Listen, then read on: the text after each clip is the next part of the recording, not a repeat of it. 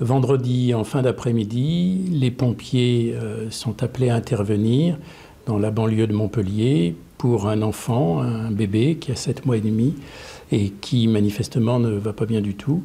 Il est transporté à l'hôpital et à l'hôpital, assez rapidement, bien sûr, on constate que son état de santé est extrêmement préoccupant, mais aussi qu'il présente les signes de ce que l'on appelle le syndrome du bébé secoué, c'est-à-dire des enfants en très jeune âge, des bébés qui ont été secoués, comme l'indique le nom du syndrome, ce qui provoque des lésions neurologiques extrêmement graves et quelquefois avec des conséquences d'une extrême gravité.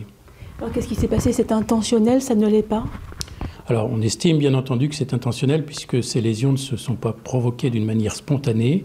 Il a fallu l'intervention d'un tiers.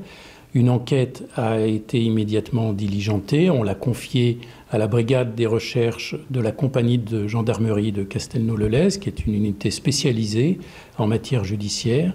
Et au terme du déroulement de cette enquête, aujourd'hui, une dame est déférée. Il s'agit de l'assistante maternelle qui gardait cet enfant, ce petit bébé, et qui finalement a indiqué qu'elle avait eu des gestes qu'elle a qualifiés d'énergiques avec cet enfant, mais vous imaginez bien que ça allait au-delà de gestes énergiques pour causer des lésions aussi graves.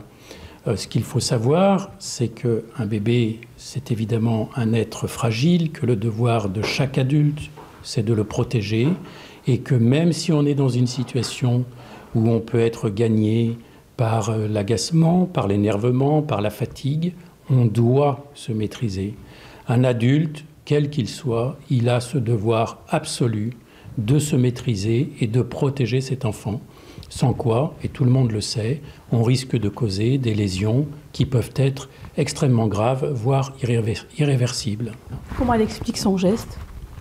Elle parle d'un énervement, d'un agacement, mais je le redis, c'est qualifié évidemment de blessure volontaire parce que même si c'est dans l'énervement ou l'agacement, ça c'est la motivation, mais le geste en lui-même, il est volontaire. Lorsque on choisit, on se laisse aller à avoir un geste d'énervement dont on sait que les conséquences peuvent être irrémédiables, eh bien naturellement, on est fautif et on a à en répondre devant la justice, y compris devant la justice pénale.